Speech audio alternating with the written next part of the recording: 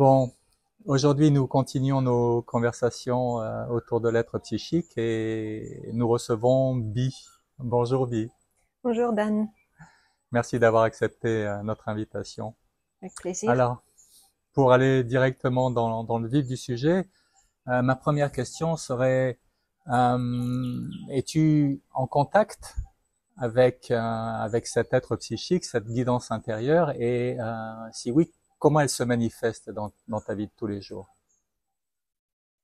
Si, si l'être psychique s'exprime par la petite voix intérieure qui suggère, qui inspire ou qui guide, je peux dire que souvent j'ai dû la suivre pour en arriver où je suis par rapport à où je suis née. Mhm.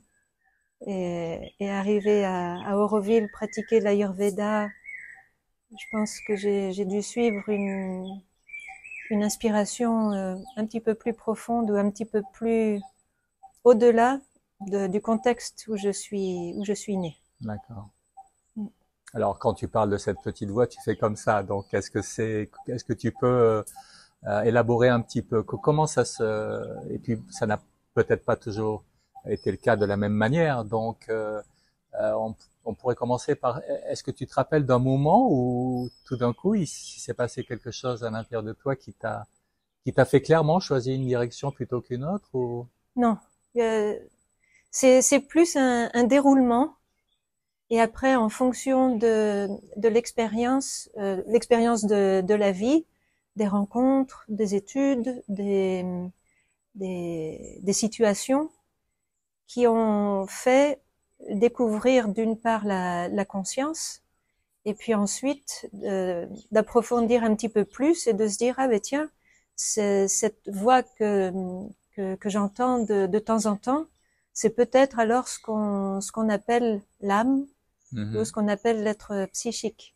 Mais ça reste encore un laboratoire d'études et de recherche parce que euh, aussi on sait très bien que parfois c'est euh, et soit on peut se leurrer ou on Mhm. peut avoir des expériences sur le moment et en fait ce n'est pas ce ne serait pas l'être psychique Mhm. qui parle mais peut-être euh, une autre partie qui suivrait des désirs, des impulsions, des motivations Ouais. et tout ça. Donc, le fait d'avoir peut-être un petit peu plus de conscience sur différents euh, différents plans, de regarder, de pouvoir analyser, en quelque sorte, permet peut-être un petit peu mieux maintenant de, de voir où se place cette petite voie. Donc je comprends il y a deux aspects. En fait, il y a un aspect un petit peu rétroactif qui te fait dire, bon, si je prends le déroulement et le chemin de mon existence, il s'est passé forcément une forme de guidance intérieure qui m'a conduit où je suis aujourd'hui. Et il y a aussi est-ce qu'on pourrait dire une relation, une intimité qui s'affine de plus en plus aussi avec une guidance intérieure qui n'était peut-être pas de la même manière quand tu étais jeune ou peut-être Mhm. petite fille Ou même. une confiance un petit peu plus claire ou profonde par rapport à cette guidance, alors qu'avant, peut-être qu'elle aurait été un peu moins écoutée parce que il y avait moins les outils pour pouvoir la percevoir. Et quand je parle d'outils, c'est le fait d'avoir étudié l'Ayurveda, d'avoir fait beaucoup d'assises méditatives avec le bouddhisme Theravada des moines de Birmanie, la méthode du Bouddha pour méditer, qui a permis aussi de regarder un petit peu mieux à l'intérieur les manifestations, les sensations, les, les mouvements mentaux. Mhm. Et à partir de ça, faire un petit peu plus de nettoyage ou être un petit peu plus clair aussi avec le yoga intégral de Sri Aurobindo, d'être un petit peu plus clair sur sur cette petite voix où, parce que c'est plutôt, moi je l'entends plus comme un son, comme une voix qu'une image où Alors, je voulais ça viendrait, je dirais, ça viendrait d'abord comme une voix et après par rapport à l'expérience qu'il y a au niveau du mental, si ça touche une mémoire ou quelque chose comme ça, après il y a peut-être une image qui se forme. Mais j'ai bien l'impression que la première c'est un son, d'accord. c'est Hmm. une voix. Alors, effectivement, c'est difficile aussi parfois et je pense que comme tu dis, ça fait partie aussi du yoga intégral de Sri Aurobindo, de la connaissance de soi, c'est-à-dire de distinguer en fait toutes ces tendances qui se partagent en fait notre conscience. Mm. Mais quand tu parles de petites voix, donc tu parles d'images, est-ce qu'il peut aussi y avoir d'autres types de manifestations comme des sensations physiques, c'est-à-dire peut-être Tout ça aussi... viendrait après. Ok. Tout ça viendrait après, à partir du moment où il y a eu un son, une voix, une vibration qui s'est créée et ensuite, on va dire par le système nerveux, va faire apparaître quelque chose des sens, donc une odeur, un goût, Donc ça serait plutôt un système de validation, on va dire. et après dans le corps, oui, peut-être une sensation ou... Et qui t'indique que l'information que tu avais, en fait, était correcte ou était pertinente, elle allait dans le bon sens. Oui, ou alors de se dire, oh, c'est peut-être pas ça en fait.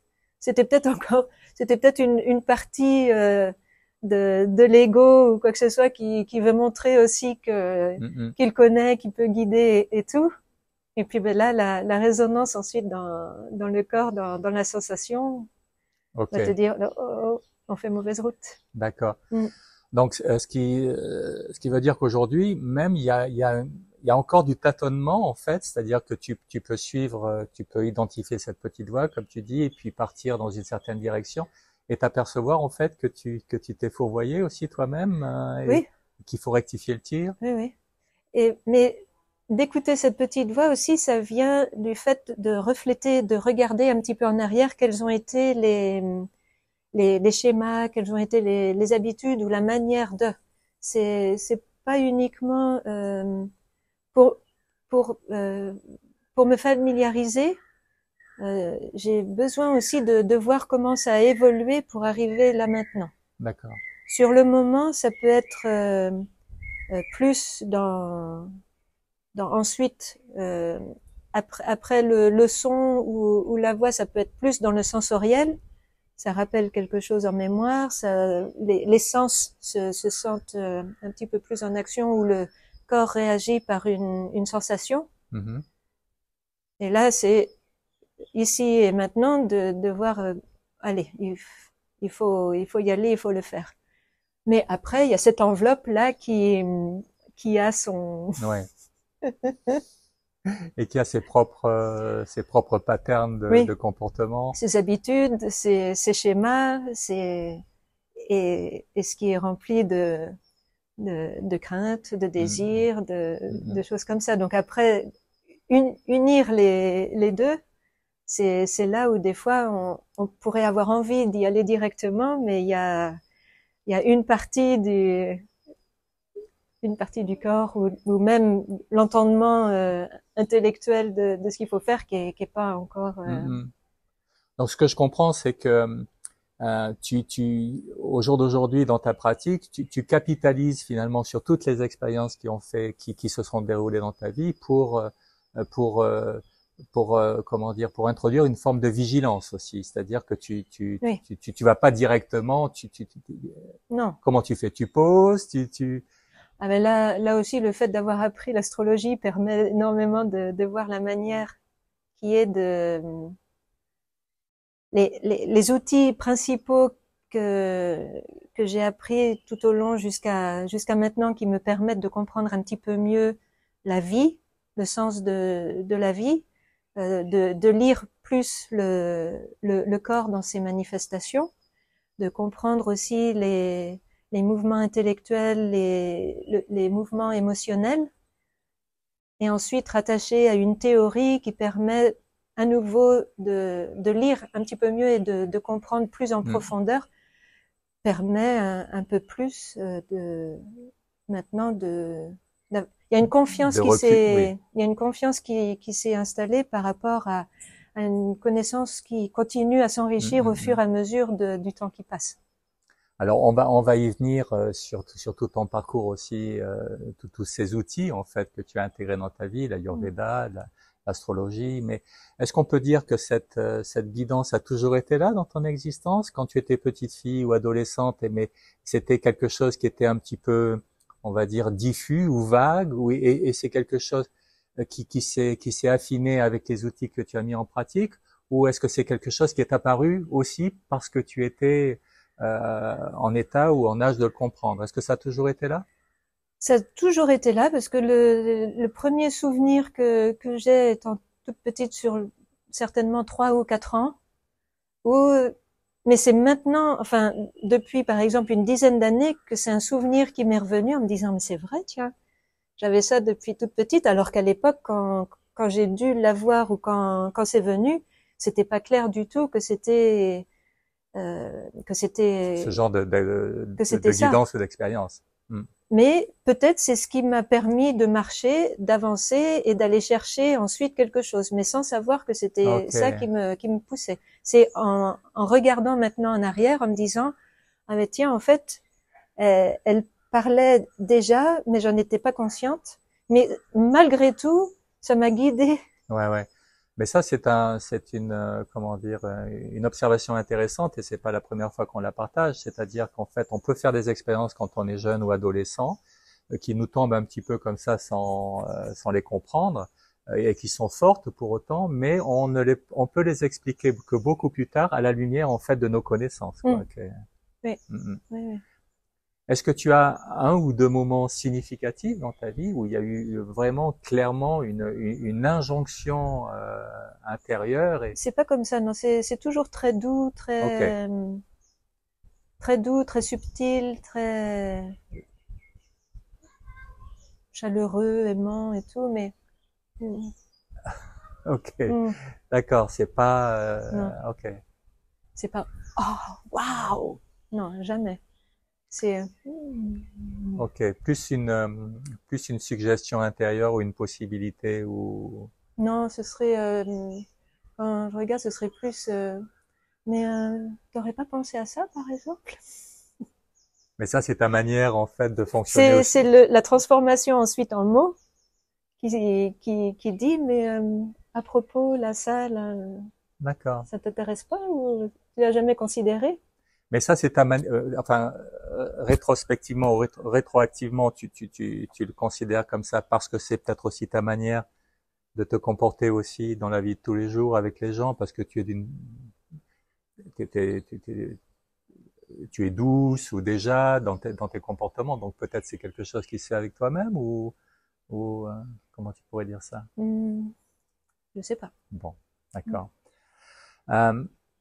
Maintenant, donc, on revient un petit peu à ton métier, et puis donc tu es docteur en Ayurveda. Dans quelle mesure cette science, en fait, a amené une compréhension nouvelle de cette guidance, sans rentrer vraiment dans les détails de l'Ayurveda, mais pour toi, en quoi c'est important et en quoi ça nourrit finalement cette intimité avec toi-même qui te fait vivre et marcher dans telle ou telle direction?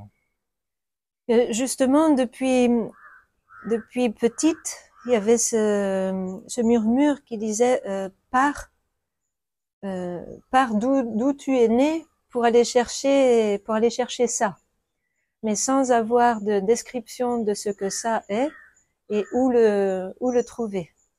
Tu veux dire que même quand tu étais petite, tu avais déjà cette invitation intérieure à aller chercher découvrir ailleurs quelque chose. Aller chercher ailleurs quelque chose que je n'allais pas recevoir du milieu dans lequel j'étais née.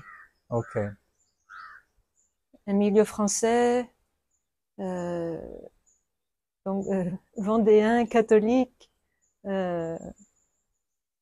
et traditionnel au niveau. Voilà, et qui était suffisant pour, enfin, je veux dire, pour tes parents ou pour ta lignée ou ta famille, c'était très bien comme c'était. Mais toi, tu sentais qu'il y avait quelque chose, en fait, une invitation à découvrir autre chose. Autre chose.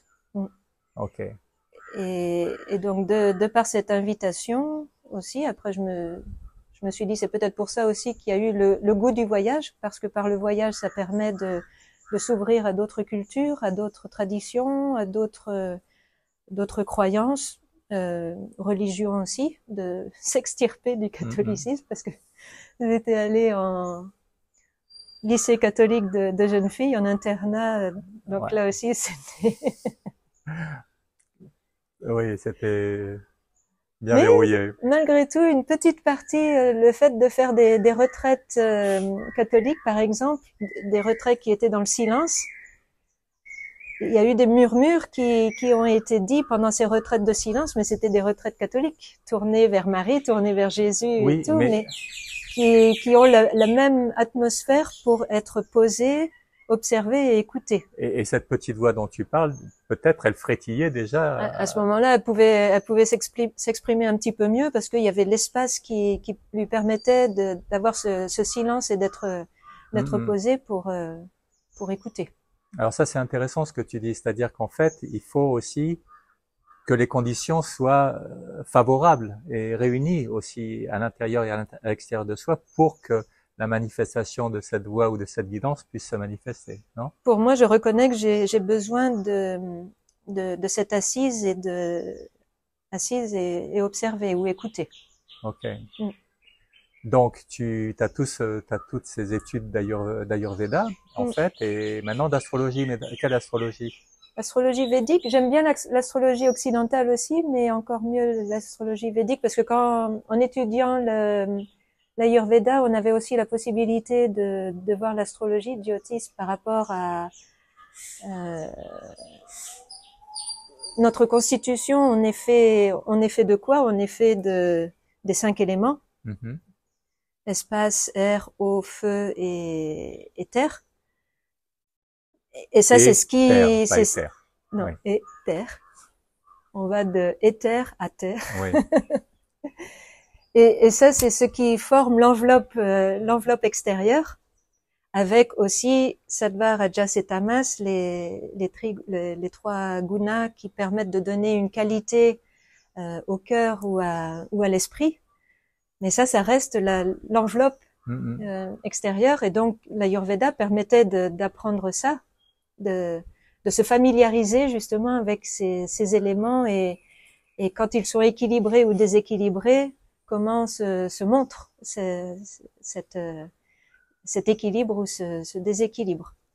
Et ensuite, l'astrologie permet d'aller un petit peu plus profondément, ou de comprendre un petit peu mieux ce puzzle de l'être humain, parce que à un moment donné, on est né à un endroit où il y avait une influence aussi des planètes qui fait que au niveau de l'âme qui s'incarne sur Terre, là aussi il y a une influence. Elle peut être baignée par la lumière ou de certaines des planètes. Donc c'est ce qui permet d'affiner un petit peu la connaissance de l'être humain.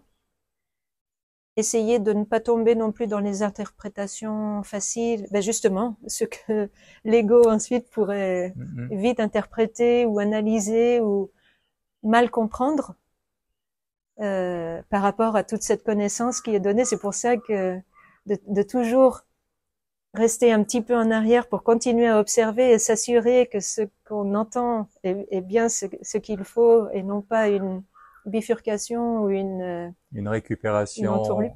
Ouais.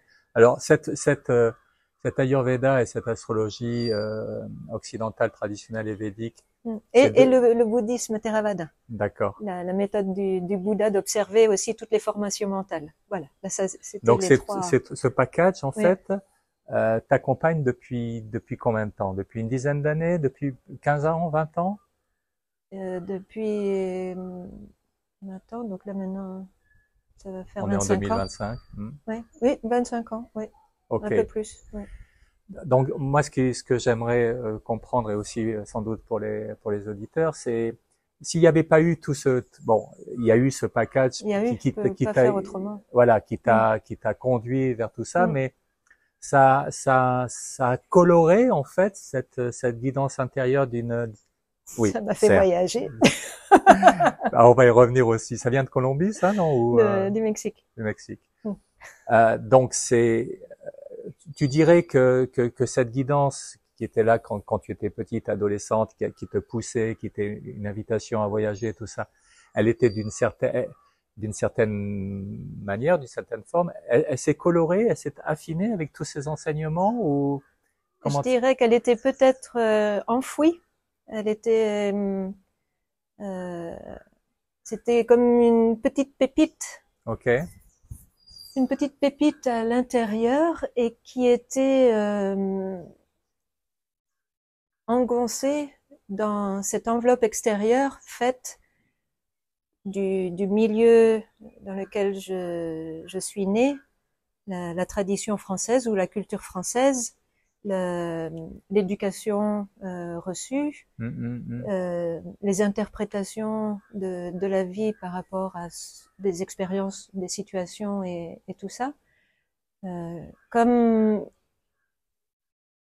j'ai pas eu d'enseignement en soi, mis à part par le catholicisme, la catéchèse et tout ça, il n'y avait pas d'enseignement de l'être psychique ou. Ouais. Donc ça a été après au fur et à mesure du chemin parcouru. Donc en commençant par des assises de méditation, parce que là on lisait les textes du Bouddha et en lisant ces textes-là permettaient le concept de la conscience. Alors, est-ce que c'est quelque chose est-ce que c'est quelque chose que tu conseillerais à nos auditeurs, en fait, de trouver aussi, d'exprimer cette unicité, parce que jusqu'à ce que l'individu ne trouve pas quelque chose qui lui est propre et qui nourrisse cet élan, ça reste une forme, ça reste vague, non? Enfin, toi, ça t'a aidé à. Mais je dirais c'est surtout il faut garder l'esprit curieux, une impulsion, il faut l'écouter et puis essayer de se mettre en route pour le faire, plutôt alors comment je m'organise pour essayer de le faire, au lieu d'avoir l'esprit qui vient dessus en disant non, qui va juger s'il doit ou pas, ou si mettre des limites ou tout ça. Donc de garder un esprit ouvert, d'être curieux et puis de se lancer, un certain courage aussi de se lancer, parce que souvent c'est abandonner une certaine sécurité qu'on a, ne serait-ce que professionnelle, matérielle, familiale, affective et tout ça, et de se lancer vers quelque chose qu'on n'a pas eu l'habitude ou on n'a pas pensé avant. Et une fois que c'est fait, ça peut venir sous la forme de waouh, j'y avais pas pensé. Et puis en fait, c'était la meilleure des choses qui pouvaient se faire. Donc, si je reformule un petit peu, faut savoir aussi quand on est jeune ou savoir prendre des risques, en fait, parce qu'on s'aperçoit qu'ils sont quelque part payants, parce que on acquiert, comme tu disais, une confiance en soi et une certaine maturité, en fait, dans cette intimité avec cette guidance. Et je me dis, c'est comme un voyage. Par exemple, la première fois qu'on part en voyage, il y a une anxiété de cette aventure qui commence. Est-ce que tout va bien se passer? Où je vais dormir? Qu'est-ce que je vais manger? Voilà, je connais rien du tout et tout. On le fait une fois avec toute l'appréhension. Une deuxième fois, on le répète, il y a un petit peu moins d'appréhension parce qu'on a déjà acquis une certaine confiance qu'on peut le faire ou que c'est facile. Et puis, quand ça devient un petit peu plus habituel, ça devient, il y a plus de peur. Ouais. Ou on garde l'excitation de la découverte sans avoir l'anxiété. Mais c'est pas une anxiété qui empêche d'aller de l'avant ou de se lancer.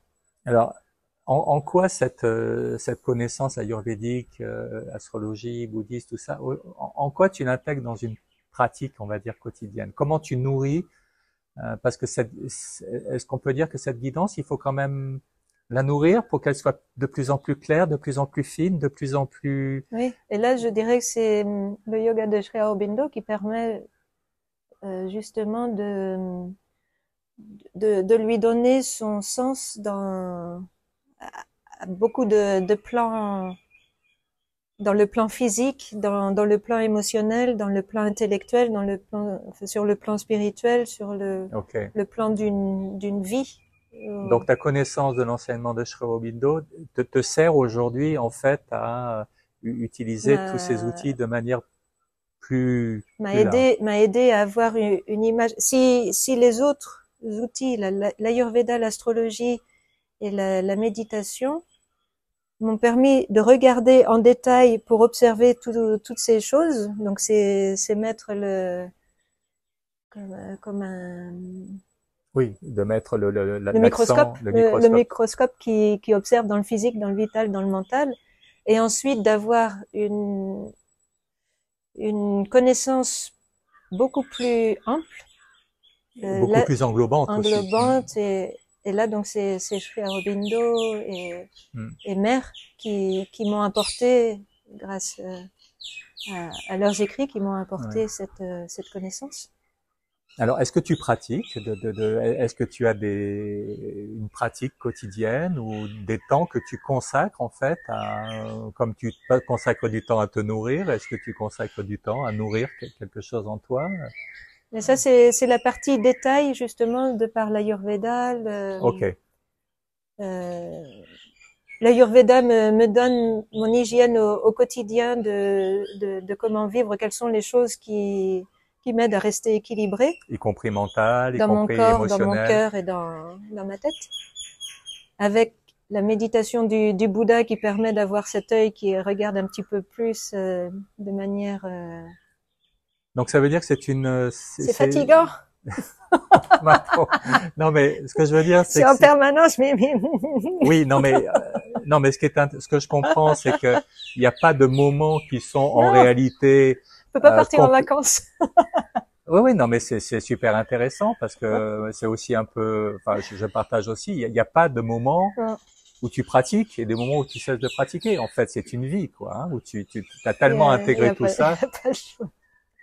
Un côté un petit peu différent. Est-ce qu'il y a des challenges aujourd'hui que tu vis aussi, c'est-à-dire des choses concrètement qui t'empêchent en fait on comprend que cette vie elle est sur les rails et puis elle se comporte, elle va bien et tu as une grande confiance mais est-ce qu'il y a quand même des trucs qui te donc te tirent en arrière? Ça vient de l'enveloppe extérieure qu'il faut nettoyer. Tu veux dire le nettoyer corps, et purifier. tu veux dire les conditionnements, les habitudes, une manière de penser, de juger ou d'analyser, et tout qui est erroné. Ok, mais ça continue à vouloir t'agripper. Ben, de par la constitution avec laquelle je suis venue, il y a des tendances à tomber dans un déséquilibre qui vont être là parce que ce corps a pris cette empreinte. Donc il faut elle est engrammée, tu veux dire. Il faut l'accompagner pour qu'il soit au mieux jusqu'à la fin, en lui enlevant ses limites ou en l'accompagnant pour qu'il reste bien nourri, pour qu'il reste avec une bonne énergie et tout. Mais au moment où je suis là, d'un certain entendement des choses, et donc le fait de constamment écouter tout ça, dès qu'il y a un obstacle qui est un petit peu plus dur, ne serait-ce qu'une anxiété, par exemple, parce que ça fera toujours partie du jeu. Anxiété, frustration, tristesse, colère. Ça arrive tout le temps. Tout le temps. Ça arrive de moins en moins ou il y a quand même. Je dirais peut-être que ça dure un petit peu moins longtemps parce que maintenant, et ça c'est grâce aussi à la technique, enfin les arhuacos, la technique de nettoyage des grands frères de la Sierra Nevada de Colombie, qui pour eux le déséquilibre va commencer par une pensée qui est négative. Okay. Donc toute énergie qui vient du divin et ensuite qui va traverser ce corps et en passant par l'être subtil, arriver dans l'être grossier et ensuite descendre jusqu'au cœur. Là, le long de ce lien, il n'y a plus à avoir des nœuds qui se sont formés. Donc pour eux, ils le disent comme des nœuds de pensées négatives. Donc ces pensées négatives ont besoin d'être nettoyées. Donc le fait de savoir ça aussi et que c'est possible juste de nettoyer, de brosser pour l'enlever du système et de se rendre compte que là aussi, il faut le temps est nécessaire pour pouvoir observer ce qu'il se passe par rapport aux habitudes, par rapport au schéma, par rapport à qui on a copié dans notre enfance entre 0 et 7 ans, pour que ensuite cette petite voix intérieure puisse maintenant s'exprimer beaucoup plus clairement parce que elle n'a plus ce conditionnement entre 0 et 7 ans, ou voire même, allez, remontons dans l'utérus et remontons et puis dans la lignée, et puis oui. Alors, est-ce qu'on peut dire qu'en fait toutes ces tentatives et toutes ces attaques ou toutes ces possibilités de chute sont toujours présentes, mais elles durent moins longtemps mais dans le temps. maintenant c'est je te vois. Non. Oui, non, mais c'est vrai. Ça devient plus comme un jeu. Je voudrais pas dire ça parce que si jamais il y a un gros truc qui arrive, je me dis bah c'était pas ça. Okay. Mais ça donne plus une certaine un certain détachement par rapport à l'intensité de la chose qui peut se présenter parce que ah tiens. Oui, moi j'emploie une autre image. En fait, c'est j'étire le temps en fait de manière à ce qu'il y ait beaucoup plus d'informations et j'ai la possibilité de voir venir les trucs en fait avant qu'il m'ait attrapé. Tu vois, bon, c'est un petit peu la même chose, c'est que les possibilités de perturbation sont toujours là. Oui. Mais on deal avec, hein, on les gère de. Là dernièrement, c'est vraiment surfer la vague, garder la vague de la manière la plus élégante et harmonieuse possible. Ou même quand il n'y a pas de vague, de rester sur la planche. Et donc c'est pour ça que avoir du temps pour se poser et écouter, c'est quelque chose dont j'ai besoin aussi. Ok. Bon, ben, je crois qu'on a fait un petit tour. Est-ce qu'il y aurait des choses que on mettra de toute manière en commentaire sur l'interview tous les liens que tu veux partager sur je rappelle que tu es docteur en Ayurveda à Santé à Auroville. Tu as des connexions aussi avec ce village ou ce groupe de personnes en Colombie.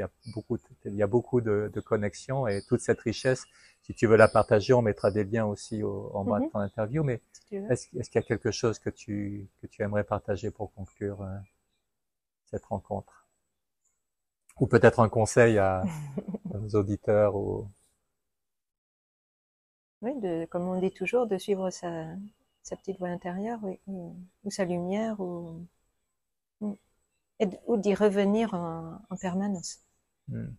De faire cet effort aussi peut-être, hein, voilà. Parce qu'on est éduqué depuis tout petit à aller à l'extérieur chercher, mais aussi nos sens sont beaucoup plus stimulés à aller voir, à entendre, donc à prendre les choses de l'extérieur, alors que si on cultive aussi cette gymnastique d'être à l'intérieur. De retourner. Et de voir, d'entendre, de percevoir, de goûter, de sentir, de toucher. Par cette zone-là, ce sera peut-être... Ok. Merci beaucoup.